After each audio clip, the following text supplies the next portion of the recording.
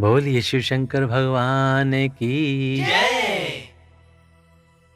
प्रिय भक्तों, श्री शिव महापुराण के वायव्य संहिता उत्तरखंड की अगली कथा है शिव के अवतार, योगाचार्यों तथा उनके शिष्यों की नामावली। तो आइए भक्तों, आरंभ करते हैं इस कथा के साथ 9वां अध्याय। श्री कृष्ण बोले, हे भगवान, समस्त युगावर्तों में योगाचार्य के व्याज से भगवान शंकर के जो अवतार होते हैं और उन अवतारों के जो शिष्य होते हैं, उन सबका वर्णन कीजिए। उपमन्यु ने कहा, श्वेत, सुतार, सदन, सुहोत्र, कंक लोगाधि, महामायावी, जैगिश्व, दधिवाह, ऋषभ मुनि, उग्र अत्रि, सुपालक गौतम, वेदशिरा मुनि, गोकर्ण, गुहावासी, शिखंडी, जटामासी, अट्ठास, दारुक, लांगुली, महाकाल, शूली, दंडी, मुंडीश, सहिष्णु, सोम शर्मा और नकुलेश्वर, ये वाराह कल्प के इस 7वें मनवंतर में युग कर्म से 28 योगाचार्य प्रकट हुए हैं। इनमें से प्रत्येक के शांति चित्त वाले 4 शिष्य हुए हैं, जो श्वेत से लेकर ऋष्य पर्यंत बताए गए हैं। मैं उनका क्रमशः वर्णन करता हूं, सुनो।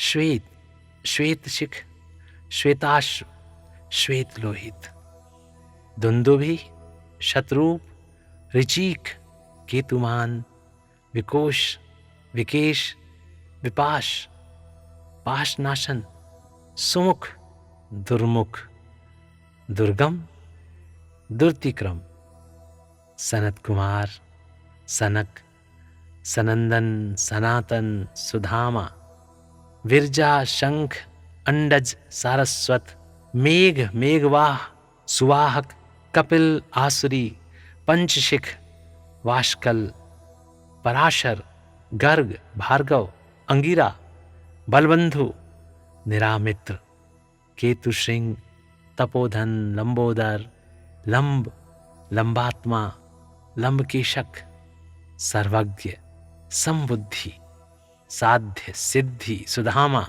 कश्यप, वशिष्ठ, विरजा, अत्रि, उग्र, गुरुश्रेष्ठ, श्रवण, शविष्ठक, कुणी, कुणबाहु, कुशरीर, कुनित्रक, काश्यप, उष्णा, चवन, बृहस्पति, उतथ्य, वामदेव, महाकाल, महानिल, वाचश्रवा, सुवीर, श्यावक, यतीश्वर, हिरण्यनाभ, कौशल्य, लोकाक्षी, कुथुमी, सुमंतु, जयमनी, कुबंध, कुशकंधर, प्लक्ष, दारभायणी, केतमान, गौतम, भल्लवी, मधुपिंग, श्वेतकेतु, उशिज, बृहदश्व, देवल, कवि, शालिहोत्र, सुवेश, यवनाश्व, शरद्वशु,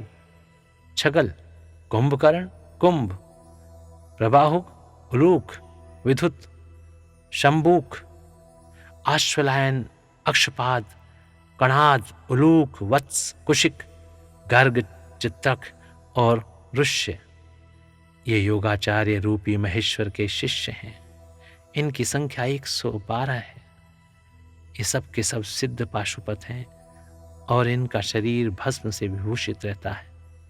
ये संपूर्ण शास्त्रों के तत्वज्ञ, वेद और वेदांगों के पारंगत विद्वान, शिवाश्रम में अनुरक्त, शिव ज्ञान परायण, सब प्रकार की आसक्तियों से युक्त, एकमात्र भगवान शिव में ही मन को लगाए रखने वाले, संपूर्ण द्वंद्वों को सहने वाले और धीर, सर्वभूत हितकारी, सरल, कोमल, स्वस्थ, क्रोध शून्य और जितेंद्रिय होते हैं।